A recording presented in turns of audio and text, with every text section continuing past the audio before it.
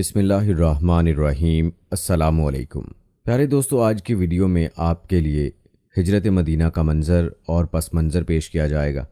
ہجرت کے آغاز سے لے کر مدینہ منورہ میں نبی کریم صلی اللہ علیہ وآلہ وسلم کی تشریف آوری تک مکمل نقشہ اس ویڈیو میں کھینچا جائے گا۔ ہجرت کے یہ حالات و واقعات آپ کے جذبہ ایمانی میں حرارت پیدا کر دینے والے ہیں۔ ویڈیو کو آپ نے اسکپ نہیں کرنا اور آخر تک لازمی دیکھنا ہے۔ تو چلیے شروع کرتے ہیں۔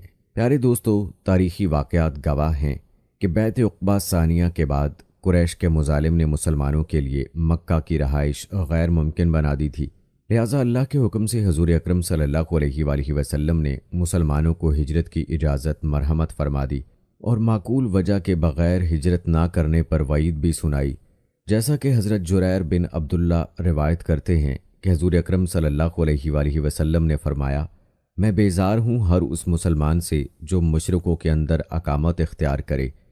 اسی طرح سمرہ بن جندب رضی اللہ تعالیٰ عنہ سے روایت ہے کہ رسول اکرم صلی اللہ علیہ وآلہ وسلم نے فرمایا، مشرکوں کے ساتھ سکونت مت رکھو اور نہ ان کے ساتھ مل جل کر رہو، جو ایسا کرے گا وہ انہی کی مثل ہوگا۔ یوں حضور اکرم صلی اللہ علیہ وآلہ وسلم سے ہجرت کا یہ اعلان سن کر صحابہ کرام رضوان اللہ اجمعین بھاری تعداد میں مدینہ منتقل ہونا شروع ہو گئے۔ تمام سیرت نگاروں کا اس بات پر اتفاق ہے کہ سب سے پہلے ہجرت کا شرف حضرت ابو سلمہ رضی اللہ تعالیٰ عنہ نے حاصل کیا۔ وہ نکلے تو تھے اپنی بیوی ام سلمہ رضی اللہ تعالیٰ عنہا اور بیٹے سلمہ کو لے کر، لیکن اتنے میں ام سلمہ رضی اللہ تعالیٰ عنہا کے قبیلے والے آ گئے اور انہوں نے اپنی لڑکی کو جانے نہیں دیا۔ اس وقت ابو سلمہ رضی اللہ تعالیٰ عنہ کے قبیلے والے بھی آ گئے اور کہا کہ تو چلا جا، لیکن ہمارے لڑکے کو ساتھ نہیں لے جا سکتا۔ یہ کہہ کر وہ ابو سلمہ رضی اللہ تعالیٰ عنہ کے بیٹے کو بھی لے گئے اور اس طرح انہیں تنہا ہی ہجرت کرنی پڑی۔ پیارے دوستو، سیرت کی کتابیں ان واقعات سے بھری پڑی ہیں کہ مہاجرین رضی اللہ تعالیٰ عنہم کو کن کن مصائب سے ہو کر مدینہ جانا پڑا۔ حضرت صہیب رومی رضی اللہ تعالیٰ عنہ نے جب ہجرت کا ارادہ کیا تو قریش نے انہیں روک کر کہا کہ جب تم یہاں آئے تھے تو ایک فقیر تھے اور اب ایک امیر آدمی کی حیثیت سے جانا چاہتے ہو۔ اس پر صہیب رضی اللہ تعالیٰ عنہ نے اپنا سارا مال ان کے حوالے کر دیا اور اس کے عوض اپنے لیے ہجرت کا راستہ خرید لیا۔ مفسرین کے مطابق قرآن حکیم کی اس آیت کا حوالہ انہی کی طرف ہے، اور انسانوں میں سے ایک ایسا ہے جس نے رب تعالیٰ کی رضا جوئی کی خاطر اپنے آپ کو بیچ دیا، پیغمبر اسلام صلی اللہ علیہ وآلہ وسلم۔ اسی طرح جب حضرت عمر رضی اللہ تعالیٰ عنہ اور حضرت عیاش رضی اللہ تعالیٰ عنہ نے ہجرت فرمائی تو مکے سے ایک سازشی وفد ان کے پیچھے روانہ ہوا جو ابو جہل اور حارث بن حشام پر مشتمل تھا۔ یہ لوگ جا کر عیاش رضی اللہ تعالیٰ عنہ سے ملے اور کہا کہ تمہاری والدہ کا حال ابتر ہے اور اس نے قسم کھا لی ہے کہ جب تک تم سے نہ ملے گی سر کے بال نہ سنوارے گی اور چلچلاتی دھوپ میں کھڑی رہے گی۔ حضرت عمر رضی اللہ تعالیٰ عنہ نے انہیں سمجھایا کہ یہ ایک سازش ہے، تم ان کے پھندے میں آ گئے تو تمہیں یہ دین سے پھیر دیں گے۔ لیکن عیاش رضی اللہ تعالیٰ عنہ کے ذہن میں ایک چیز یہ بھی تھی کہ وہ واپس جا کر اپنا کچھ مال نکال لائیں۔ عمر رضی اللہ تعالیٰ عنہ نے پیشکش کی کہ میں اس سے زیادہ مال رکھتا ہوں، تم مجھ سے آدھا لے لو، مگر عیاش رضی اللہ تعالیٰ عنہ نہ مانے۔ اس پر حضرت عمر رضی اللہ تعالیٰ عنہ نے کہا کہ اچھا، اگر یہی طے ہے تو میری اونٹنی لے جاؤ، یہ تیز رفتار ہے، جہاں کوئی اندیشہ محسوس ہو بھاگ نکلنا۔ مگر مکی سازشیوں نے راستے میں ایسی چال چلی کہ اصیل اونٹنی سے فائدہ اٹھانا بھی عیاش رضی اللہ تعالیٰ عنہ کے بس کا نہ رہا اور ان کی مشقیں کس لی گئیں۔ اہل وفد جب مکہ پہنچے تو انہوں نے لوگوں سے کہا کہ دیکھو، یوں علاج کرو اپنے عقل کے ماروں کا جیسے ہم نے کیا ہے۔ دوستو، یاد رہے کہ تمام صحابہ کرام رضوان اللہ اجمعین نے خفیہ طریقے سے ہجرت فرمائی سوائے حضرت رضی اللہ تعالیٰ عنہ کے۔ حضرت علی رضی اللہ تعالیٰ عنہ سے روایت ہے کہ جب حضرت عمر رضی اللہ تعالیٰ عنہ نے ہجرت کا ارادہ کیا تو گردن میں تلوار لٹکائی، کندھے پر کمان ڈالی، ہاتھ میں چنتیر لیے، کمر میں نیزہ لگایا اور خانہ کعبہ کی طرف گئے۔ حضرت عمر رضی اللہ تعالیٰ عنہ نے 7 بار اطمینان سے کعبے کا طواف کیا۔ اس وقت قریش کے بڑے بڑے سردار خانہ کعبہ میں موجود تھے۔ اس کے بعد عمر رضی اللہ تعالیٰ عنہ ایک جگہ کھڑے ہو گئے اور فرمایا، چہرے بد شکل ہو جائیں، اللہ تعالیٰ ان دشمنوں کی ناک نیچی کر کے رہے گا۔ جو شخص بھی چاہتا ہو کہ اس کی ماں اس پر روئے، اس کے بچے یتیم ہو جائیں اور اس کی بیوی بیوہ ہو جائے تو وہ مجھ سے اس وادی کے باہر آ کر ملے۔ حضرت علی رضی اللہ تعالیٰ عنہ فرماتے ہیں کہ کسی نے بھی ان کا پیچھا کرنے کی جرت نہیں کی، اس کے بعد ہجرت کرنے والے مسلمانوں کا ایک سلسلہ قائم ہو گیا اور مکہ میں صرف حضور صلی اللہ علیہ وآلہ وسلم، حضرت ابو بکر صدیق رضی اللہ تعالی عنہ اور حضرت علی رضی اللہ تعالی عنہ کے علاوہ صرف وہی باقی بچا جسے ہجرت سے روکنے کے لیے قید کر لیا گیا ہو یا مریض ہو یا کسی اور معذوری کی وجہ سے نہ جا سکا ہو۔ دوستو، قریش دیکھ رہے تھے کہ مسلمان آہستہ آہستہ اپنے لیے ایک نیا مرکز تیار کرنے میں کامیاب ہو رہے ہیں، اس لیے انہوں نے دارالندوہ میں فوراً ایک مجلس بلائی جس میں قریش کے سرکردہ لوگ شامل تھے۔ وہ اس بات پر غور و فکر کر رہے تھے کہ کس طرح حضور صلی اللہ علیہ وآلہ وسلم کو اپنے راستے سے ہٹائیں۔ ایک ایک شخص اپنی رائے دے رہا تھا، لیکن وہاں بیٹھا ایک نجدی بوڑھا ان کی رائے کو بدلائل رد کرتا جاتا تھا۔ آخر میں ابو جہل نے تجویز پیش کی کہ سب قبائل میں سے ایک ایک آدمی مل کر حضور اکرم صلی اللہ علیہ وآلہ وسلم کے گھر کا گھیراؤ کریں اور انہیں نعوذ باللہ قتل کر دیں۔ ادھر حضرت جبرائیل علیہ السلام نے بذریعہ وحی آپ صلی اللہ علیہ وآلہ وسلم کو ہجرت کی اجازت پہنچا دی اور یہ بھی کہا کہ آج کی رات آپ صلی اللہ علیہ وآلہ وسلم اپنے بستر پر نہ سوئیں۔ ہجرت کی اجازت پا کر دوپہر کو حضور صلی اللہ علیہ وآلہ وسلم حضرت ابو بکر صدیق رضی اللہ تعالی عنہ کے گھر گئے اور پہلے دریافت کیا کہ گھر میں کوئی غیر آدمی تو نہیں۔ جب اطمینان ہوا کہ حضرت ابو بکر صدیق رضی اللہ تعالی عنہ اور ان کے دونوں بیٹیوں حضرت عائشہ صدیقہ رضی اللہ تعالی عنہا اور حضرت اسما رضی اللہ تعالی عنہا کے سوا اور کوئی نہیں ہے، تو آپ صلی اللہ علیہ وآلہ وسلم نے فرمایا کہ مدینہ کی طرف ہجرت کا حکم نازل ہو گیا ہے۔ حضرت ابو بکر صدیق رضی اللہ تعالی عنہ نے عرض کیا کہ رفیق سفر کون ہوں گے؟ تو حضور اکرم صلی اللہ علیہ وآلہ وسلم نے فرمایا کہ تم میرے رفیق سفر ہو۔ یہ سن کر حضرت ابو بکر صدیق رضی اللہ تعالی عنہ جوش مسرت میں رونے لگے۔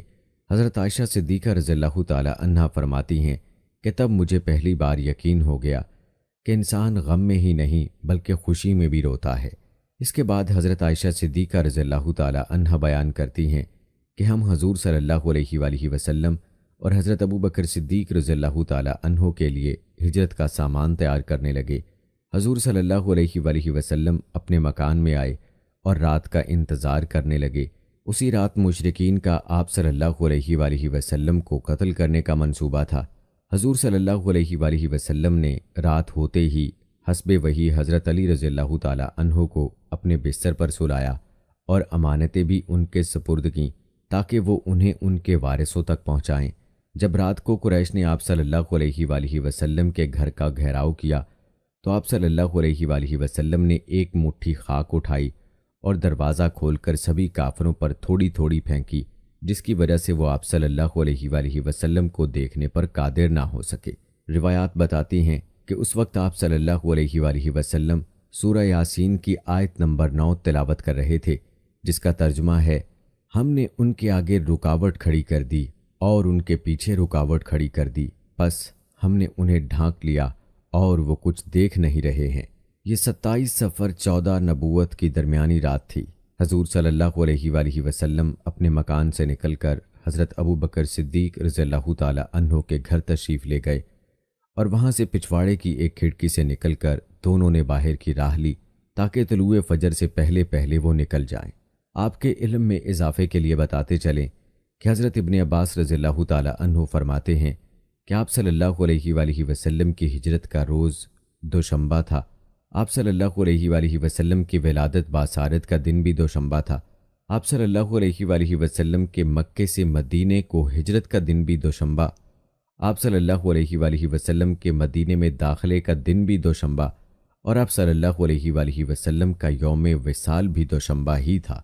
پیارے دوستو، ادھر صبح جب قریش حضور اکرم صلی اللہ علیہ وآلہ وسلم کے گھر کے اندر داخل ہوئے تو انہوں نے وہاں حضرت علی رضی اللہ تعالی عنہ کو موجود پایا، جنہیں دیکھ کر وہ حیران رہ گئے۔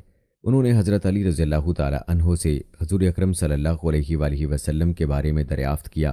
حضرت علی رضی اللہ تعالی عنہ سے کوئی حتمی جواب نہ پا کر قریش حضرت ابو بکر صدیق رضی اللہ تعالی عنہ کے گھر گئے۔ دروازے پر آواز دی، اسما بنت ابی بکر رضی اللہ تعالی عنہا باہر نکلیں۔ ابو جہل نے پوچھا کہ تیرا باپ کہاں ہے؟ انہوں نے جواب دیا کہ مجھے ان کے بارے میں کوئی خبر نہیں ہے۔ یہ سن کر ابو جہل نے اس زور سے تماچا مارا کہ ان کے کان کی بالی نیچے گر گئی۔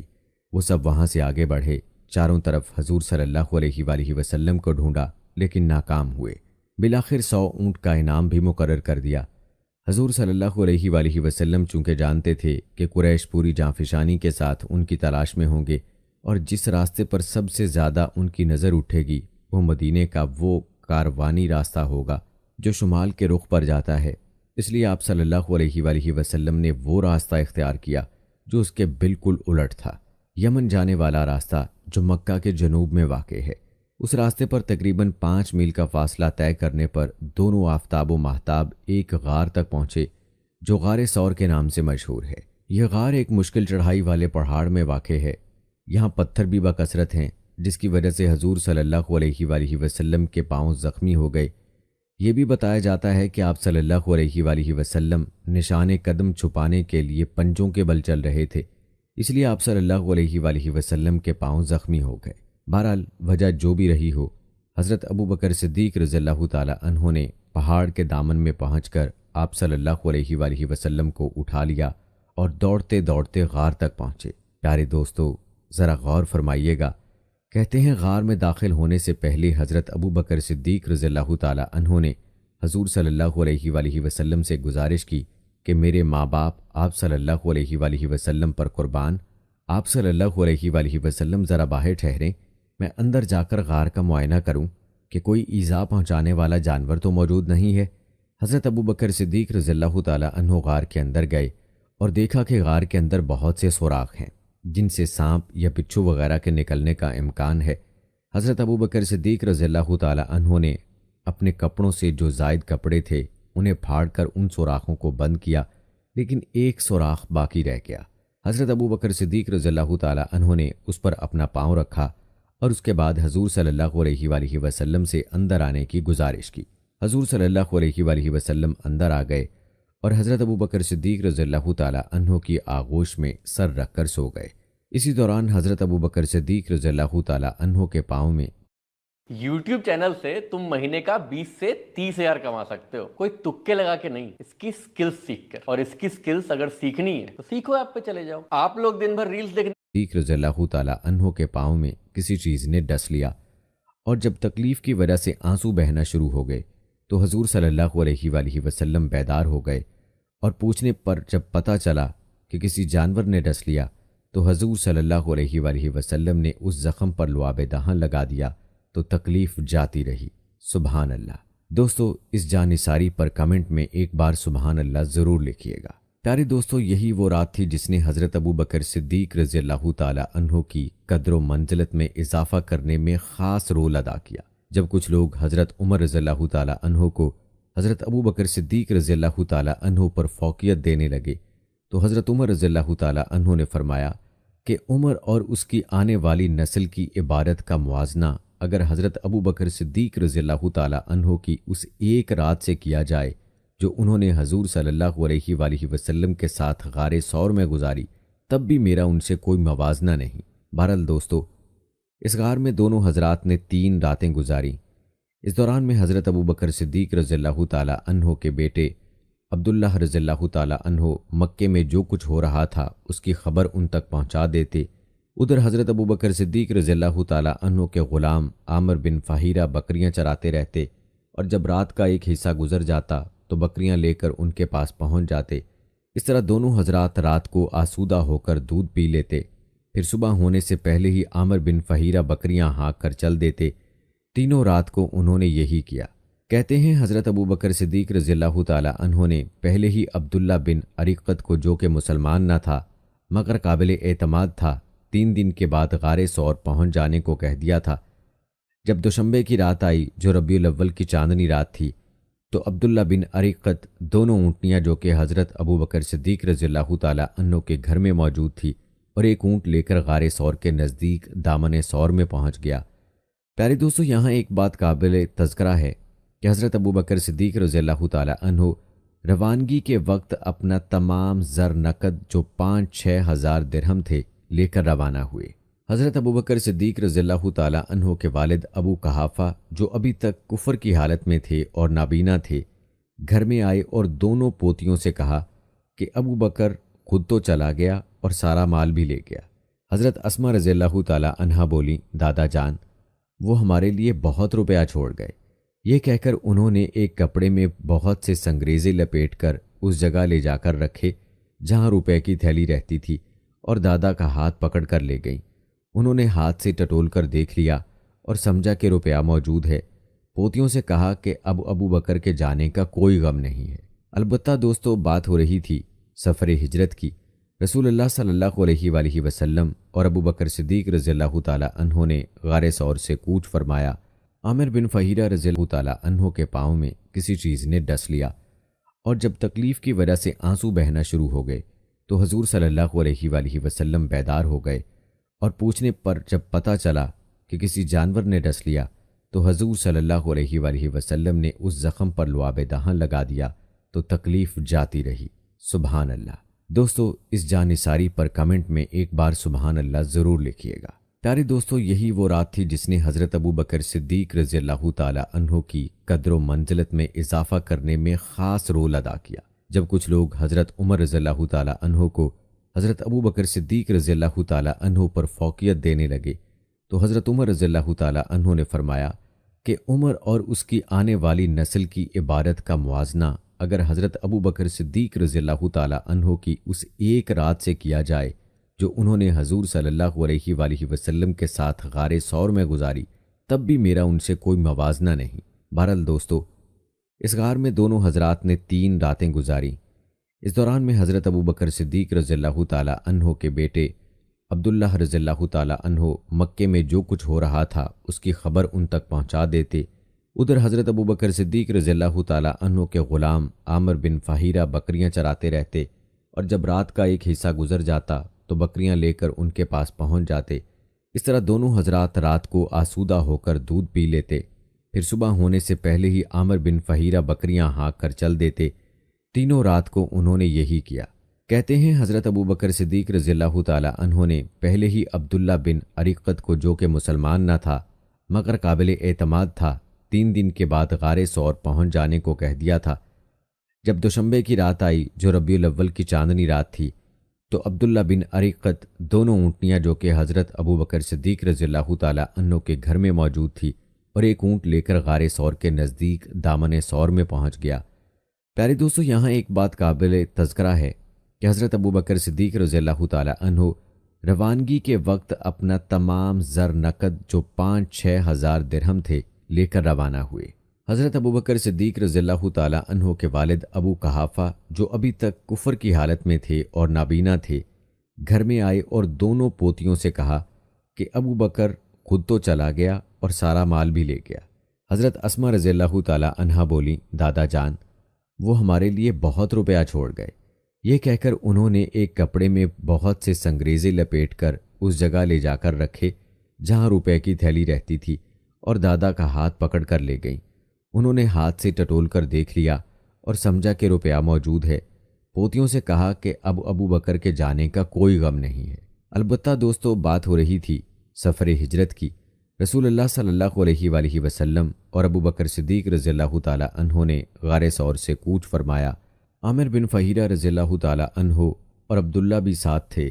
یہ مختصر سا قافلہ رات کے پہلے حصے میں ہی روانہ ہو گیا اور اگلے دن ربیع الاول 14 نبوی صلی اللہ علیہ وآلہ وسلم کے سپہر تک سفر کرتا رہا۔ سپہر کے قریب خیمہ ام سعید پر پہنچے۔ یہ بوڑھی عورت قوم خزاع سے تھی اور مسافروں کو پانی وغیرہ پلا دیتی تھی۔ یہاں آپ صلی اللہ علیہ وآلہ وسلم نے بکری کا دودھ پیا اور تھوڑی دیر آرام فرما کر پھر روانگی کا حکم دیا۔ کچھ دور چلے ہوں گے کہ سراقہ تعقب کرتے ہوئے آپ صلی اللہ علیہ وآلہ وسلم کے پیچھے آیا، لیکن جب اس کا گھوڑا بار بار زمین میں دھنس گیا تو وہ ڈر گیا۔ بالآخر حضور اکرم صلی اللہ علیہ وآلہ وسلم سے ایک تحریری امان لے کر واپس چلا گیا۔ آپ کو بتاتے چلیں کہ سراقہ فتح مکے کے بعد مسلمان ہو گیا تھا اور اسی تحریر کو اس نے فتح مکہ کے روز اپنے لیے دستاویز امان بنایا۔ حضرت اسماء رضی اللہ تعالی عنہا فرماتی ہیں کہ غار ثور سے ہجرت کے بعد ہمیں کچھ معلوم نہیں تھا کہ رسول اللہ صلی اللہ علیہ وآلہ وسلم کہاں ہیں اور کس حال میں ہیں۔ دوستو، روایات بتاتی ہیں کہ مکہ سے حضور اکرم صلی اللہ علیہ وآلہ وسلم کی روانگی کی خبر کئی روز پہلے مدینہ پہنچ چکی تھی، اس لیے انصار مدینہ روزانہ صبح سے دوپہر تک بستی سے باہر نکل کر آپ صلی اللہ علیہ وآلہ وسلم کے انتظار میں کھڑے رہتے تھے اور پھر مایوس ہو کر واپس چلے جاتے۔ اس دن بھی جب وہ واپس لوٹ کر جا رہے تھے کہ ایک یہودی جو اس وقت اپنے مکان کی چھت پر چڑھا ہوا تھا، اس نے دور سے نبی اکرم صلی اللہ علیہ وآلہ وسلم کے اس قافلے کو دیکھ کر گمان کیا کہ یہی وہ قافلہ ہے جس میں رسول صلی اللہ علیہ وآلہ وسلم تشریف لا رہے ہیں۔ چنانچہ اس نے زور سے آواز دی کہ اے گروہ عرب، اے دوپہر کو آرام کرنے والو، تمہارا مطلوب تو یہ آ پہنچا۔ آواز سنتے ہی لوگ اپنے گھروں سے باہر نکل آئے اور تمام قبا میں جوش مسرت کا ایک شور مچ گیا۔ حضرت ابوبکر صدیق رضی اللہ تعالی عنہ نے اس غرض سے کہ خادم اور آقا میں تمیز ہو سکے، حضور صلی اللہ علیہ وآلہ وسلم کے اوپر ایک چادر سے سایہ کیا۔ رسول اکرم صلی اللہ علیہ وآلہ وسلم نے مختلف روایات کے مطابق قبا میں کل 4 دن یا 10 دن زیادہ قیام فرمایا اور اسی دوران مسجد قبا کی بنیاد رکھی اور اسی میں نماز بھی پڑھی۔ اس کے بعد حکم الہی کے مطابق سوار ہوئے اور حضرت ابوبکر صدیق رضی اللہ تعالی عنہ آپ صلی اللہ علیہ وآلہ وسلم کے ردیف تھے۔ آپ صلی اللہ علیہ وآلہ وسلم نے بنو النجار کو، جو آپ صلی اللہ علیہ وآلہ وسلم کے ماموں کا قبیلہ تھا، اطلاع بھیج دی تھی، چنانچہ وہ تلواریں حائل کیے حاضر تھے۔ آپ صلی اللہ علیہ وآلہ وسلم نے ان کی معیت میں مدینے کا رخ کیا۔ بنو سالم بن عوف کی آبادی میں پہنچے تو جمعے کا وقت آ گیا۔ آپ صلی اللہ علیہ وآلہ وسلم نے وادی میں اس مقام پر جمعہ پڑھا جہاں اب مسجد ہے۔ یہ اسلام کا پہلا جمعہ تھا جس میں کل 100 صحابہ کرام رضوان اللہ اجمعین شامل تھے۔ جمعہ کے بعد نبی اکرم صلی اللہ علیہ وآلہ وسلم مدینہ میں داخل ہوئے۔ حضرت انس بن مالک رضی اللہ تعالی عنہ فرماتے ہیں کہ میں نے مدینے میں اس سے روشن اور تابناک دن اور کوئی نہیں دیکھا۔ چاروں طرف سے اللہ اکبر کی آوازیں گونج رہی تھیں۔ نوجوانان انصار ہتھیاروں سے کرتب دکھانے کے لیے میدان میں امڑ پڑے اور چھوٹی چھوٹی بچیاں اپنے نرم اور معصوم لہجے میں ترانہ مسرت پڑھ رہی تھیں۔ یوں دو جہاں کا بادشاہ مدینہ منورہ میں جلوہ افروز ہوا صلی اللہ علیہ وآلہ وسلم۔ دوستو، یہ تھی ہماری آج کی ایمان افروز ویڈیو۔ اس ویڈیو کو آپ نے اپنے پیاروں کے ساتھ بھی شیئر ضرور کرنا ہے تاکہ وہ بھی ان حالات و واقعات کو سن کر اپنا ایمان تازہ کر سکے۔ پیارے دوستو، ہم یہ امید کرتے ہیں کہ آپ کو ہماری آج کی یہ ویڈیو ضرور پسند آئی ہوگی۔ اگر آپ کو ہماری آج کی یہ ویڈیو پسند آئی ہے تو سب سے پہلے تو اس کو لائک کریں اور اپنی رائے کا اظہار کمنٹ سیکشن میں لازمی کریں۔ آخر میں آپ سے ایک بار پھر درخواست ہے کہ آپ ہمارے چینل کو ضرور سبسکرائب کر لیں، ساتھ میں لگے گھنٹی کے بٹن کو بھی کلک کریں تاکہ آپ کے پاس ہماری آنے والی مزید ویڈیوز کا نوٹیفیکیشن بر وقت ملتا رہے۔ اللہ